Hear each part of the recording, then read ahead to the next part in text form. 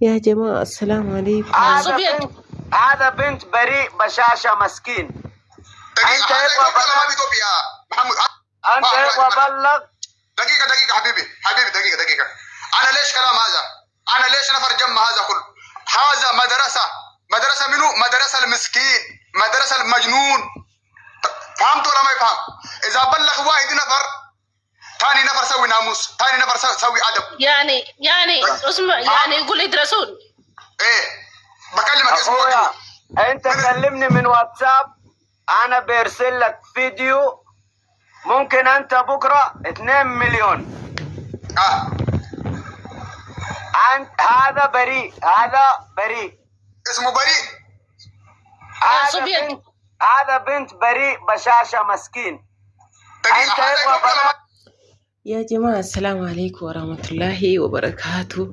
شوفوا أكا افتنامني والله نتفتي جتشو نومان إسني وجدين كليسا كربادة تأيه جدكني ديبي ميديا رتي أكا تسن تفتي إسن تكيسي جتشو إسن أرب ساجرو غافة سقلي كان أجيفتن وريكا كان أكون مالتو سنة الأقامة ميمي والله بايتكونا مدبا baay'ee tokko yaani qaalicha kanallee wallahi an qaalicha kana an argine qaata yaani yeroo kamii yeroo faraansulee jechuudha sudii sanatti affeeramee dhufu yeroo sana achi ijoollee viidiyoo waraabanii dhaqee achitti insirbaa ijoollee keenya bira deddeemee ijoollee Oromoo bira jechuudha insirba jiraa wajjiniin ijoo akkamitti aramni akkana aramni illee ni dhufe yoo isin diddan illee jedhanii jechuudha waa'ee konsartii sana ijoollee tokko qeequuf jedhanii isin irraa haftanullee kunoo aramni illee akkatti dhufe jedhanii bakka waan baay'ee tokko jedhanii ijoolleen ho'isanii namicha kana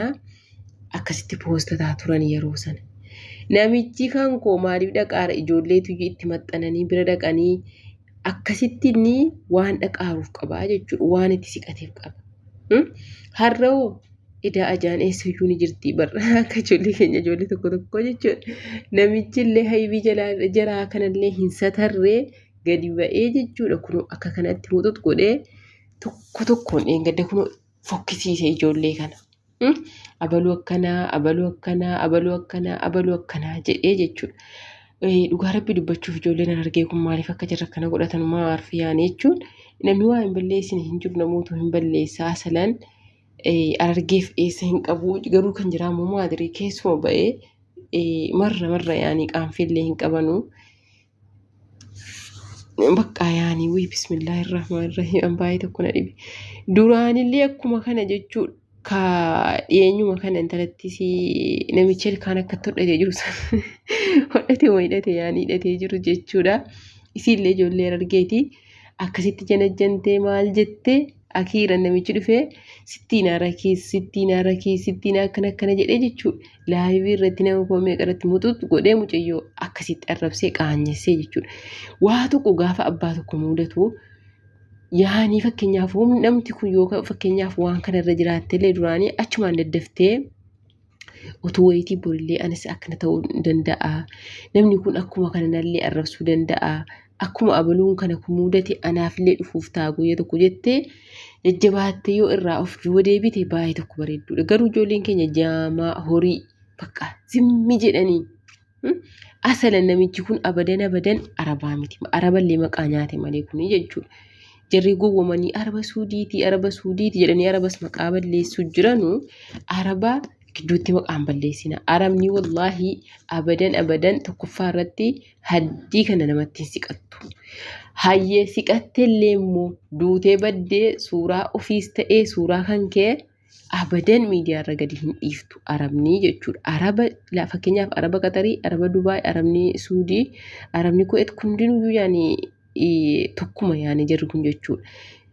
Dhugaa dubbachuuf adaba qabanii ammallee yaani hinuma siisataran otuma akkam ati taate jechuudha. Otuu araba ta'e wallaahi akkasii miti. Kuni namichi yookaan Paakistaanii namni keenya nama adii kana ogguu argee bakka ammas yookiin yoo hojii tokko qabaatee biyya arabaa kana keessaa manuma yaani akkuma keenyaa yaani kireeffatee fudhatee bakka inni jenne lamuu jechuudha ijoolleen keenya jalaa yaani araba namichi arabumaa miti haasa'umti isaa araba kanneen arabni akkanatti haasa'u arabni suudii akkanatti haasa'u yaani yeroo haasa'an mustahiin arabaa miti jechuudha inni maqaa arabaallee balleessuu jira malee ammallee ijoollee keenyaa mucaa dabbaal jedhamu sana yaani jechuudha na dhibeen baay'ee tokko maaliifi na dhagahaa jedhanii dabalatanii of dhaggeessisu ta'e yaani kanas namoota dhugaa dubbachuu fi kan nama gaafatu rabbiin tokkicha. Rabbii gadi tama tokko namni tokko adabachuu qabaa akeeti yaanii adabatee bakka maqaa biyya ofiillee fakkeenyaaf ijoolleen argee kun baay'ee tokko maqaa biyyaa balleessanii jiran jechuudha ulama gaggaarii keessa jira sheemini biroo sanallee hin laalan yeroo danuu jechuu waan hin taane jiruma ani dhagahama hojuma jaraarraa miidiyaa kanarratti illee akka hin taane goggodhatu jechuudha hundaa miti kunis garuu irra guddeessaa madhiirri jira adaba qabani maashaallah tabaarakallaa wallahi ijoollee dhiiraa argee bakka hin taane ittiin argitu haasaan taane afaan isaaniitiin ba'u maashaallah bareedduudha garuu dhalaan jira daantaa wayiin qabanu yaani keessa ba'anii jechuudha ta'us immoo kan jira gaafatu rabbi namichi dabbaa jedhamu sunillee jechuudha akkanatti laayivii banatee wooma namaa kanaa jedhee akka waamee maaltu isa galche maaltu isaan ga'e obboleettii isaa miti. Garuu obboleettii isaa ta'e miidiyaarra fidee akkana hin jedhu abadan jechuudha. Nama dhibbaa bara hojii nama tokko otuu obboleettii isaa wayii keessa jiraatte miidiyaarra baasee akkatti hin xiqqeessaa laa abadan. Suuraa ijoollee tokkoon fannisee jechuudha namicha kanaan akkasitti walii galee namichi yookiin ijoolleen duraan itti dhaqananii kaanii booda baqatan fakkaata. Kanaaf haaleffatee akkatti iccitii duraanii gadi yaasuu jira. Ayyee Paakistaanichi jechuudha kun Paakistaanii malee abadan suudii miti aannan kakadha abadan suudiin inumaa laa'ivii arabni suudii meejoo jedha inumaa laa'ivii ijoollee keenya sana ijoollee baddoo kanaa wajjin galte jechuudha seentee akkasitti naa ta'utu hinumaayyuu mustahiin tokko ammallee yoo ati haga fedhe taate wallaahi abadan sisa tarti malee gadi hin baaftu jechuudha ammallee suuraa ofiillee keessumatti namichi bar isa ijoollee naqanii mataasaa kana wallaahi nan kolfeani mataasaa kana qaqqabataa maal jedhaa jechuudha maa arfu wallaahi nama qaanfachiisa suuraa kana hunda gadi yaase bar otuu arabaatii suuraa kana gadi yaasanii mustahiin abadan jechuudha gadi yaasan kanaafuu jennaan namichi kun araba ka jettan ijoolleen arabaa miti dhiisa garuu wanti kun baay'ee tokko nama qaanfachiisa maaliif gaafa jarbiyyaa viidiyoo nama yeroo wanni tokko yeroo hojjetamu otuu nu ilaaliin kan dura bu'ee ilaalu jarbiyyaati jechuudha. Jarbiyyaa gaafa kana ilaalanu wallaahi dubartii hunda ani wallaahi na qaanfachiise dhugaa rabbii dubbachuuf maaliif jarbiyyaa gaafa kana ilaalu maannis beekte waan dubartiin hundinuu akkanatti jirtu wayitti fakkaata. Dubartiin hundinuu waan isiin akkanatti jirtu amma koomentii isaa jala galee yeroo ilaalu wallaahi wayi dubartii biyya arabaa warri ijoollee biyya arabaa fuutan salphattan minaamin jedha jechuudha. Arrabsa bakka akka waan maaliif hundaa miti yaani. Hundaa miti garuu jarbiyyaa namni hundinuyyuu waan inni akkanatti jiru wayiyyee itti fakkaataa jechuudha. Kanaafuu jennaan rabbeedhaati. Mee rabbeedhaa yeroo deemtanus nama wajjin deemtanu ilaalladhaa. Nama keenyas ta'ee nama hambaas ta'ee yaani. Nama isin sataru wajjin iyyuu baagalaa kala sirgi baatanii galuun ergi waan akka kanaarraa illee ofiin intinii jechuu hin dandeenye namni kuni Oromoos ta'ee kamiinuyyuu ta'ee jechuudha abbuma fedheyyuu haa ta'u nama isin sataruyyuu ta'e itti siqadhu kalas ergi of hin dandeenye subhaanallah akkatti namichi viidiyoo meeqa jira jedhe bar viidiyoo miliyoonii ni ga'a jedhe kan na bira jiru waastaappiidhaan na dubbisee anatu gassee ergaa jedhe namichi jatbaan jechuudha Paakistaanichi.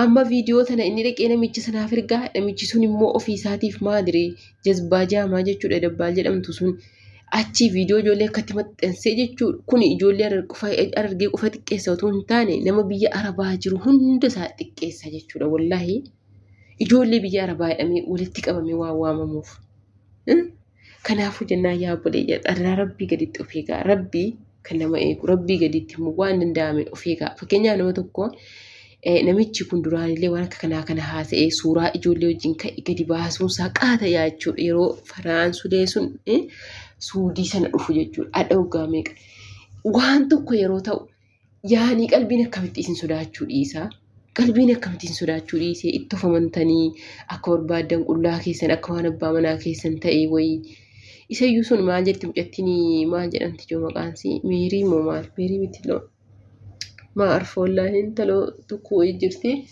نسيت mucattiin sun haanii maal jetti beeytanii abbaa manaa halaalaatiin fuudhe ka'eer ishaallee sobummaa fakkatti soban nama kana hunda fuudhamoo namichi yoo fuudhayyuu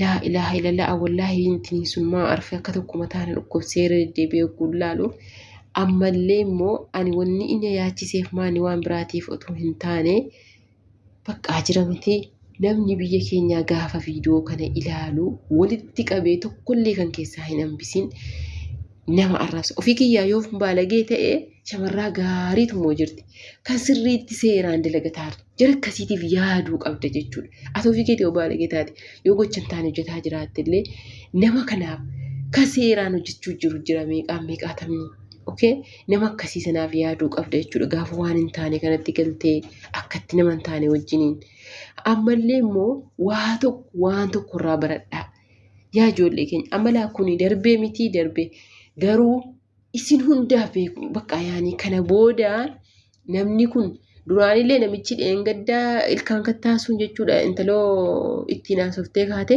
booda sana inti rakiis jedhanii nama meeqaa tamarratti akkasitti xiqqeessee mututti godhee jedhee jechuudha. Okay, inti rakiis inti maaloo eenyu si fuudha si jedhee gaarqee uzbaala bira dhaabatee uzbaala kana si fuudhamu jedhe akkasitti xiqqeesse jechuudha. Hammallee namichi kuni akkanatti jechuudha ijoolleen warri soddaaruu dhagaa maannuun jedhan wallahi Oromoodha jedhe Oromoo afran qalloo jedha maal jedha alhamdulillah ganda biraa waamnillee haa ta'u garuu ta'usi asalan tokkuma Oromoon kamiyyuu jechuudha dhugaa dubbachuuf yeroo inni akka jedhu namni dhaga'ullee bakka yaa'ii nama qaanfachiisa kanaafuu jennaan yaa jamaa please wallahi rabbi keessan sodaadhaa rabbi gaditti immoo bakka yaa'anii maatiin kee obboleeyyan kee gaafa kana dhaga'u wallahi billaahi jechuudha subhaanallah akkatti soba jechuuf suuraa keetii wajjin maxxanfame wuyi wallahi naman satarri kana subhaanallah ijoollee keenya yeroo tokko akkatti viidiyoo namarraa waraabanii maal jedhanii ijoollee akkatti qaanfachiisu utuu sanaan safuu jennu namichi duullachiisuun as ba'e akkatti ijoollee fokkisiisu jira taraan ayyee kan jiraateef miti namoonni haasa'u jiru jarri biyyaa gaafa ilaalanu marti ijoollee biyya alaa jirtu akkanatti jirteedhan jala muranii kanaaf jennaanii of eeggadhaa waan tokkorraa waa baradhaa amma kadheen gaddaallee kanallee argitaniimi kanas kana booda wanna tokkotti jechuudha bakka maal wanti hundi isaa yoo namatti hafe maal namni akkatti obboleessi kee gaafa argumee maal siin jedha haati kee gaafa argitu soba jechuuf suuraa keetii wajjiniin kan takkatitti waan marattee dhungattee jirtu mee akkam jetta laameemi akkuma jettee biyya dawwaltee nagaadoo gaafattame kana booda